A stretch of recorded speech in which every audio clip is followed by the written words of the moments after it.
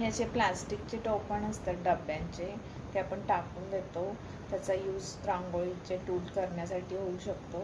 मी असं डिझाईन काढून घेतलं आहे आणि मग त्याच्यावर असे हे असं आयर्नचं छोटं हे आपण कुरकुर भाज्या उडवतो त्याचं असं घ्यायचं आणि होल करायचे असे.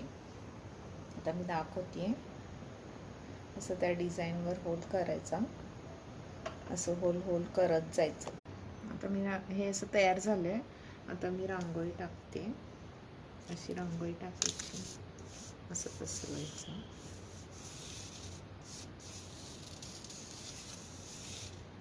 असं सगळीकडं पसरवायचं.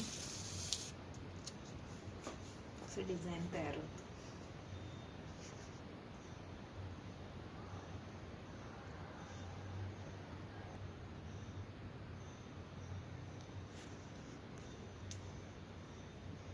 असं कलर भरायचं त्याच्यात, ग्रीन आणि रेड. असे छान रांगोळी तयार होते. आपण बॉर्डरला घालू शकतो, बॉर्डर रांगोळी करू शकतो. छान दिसते.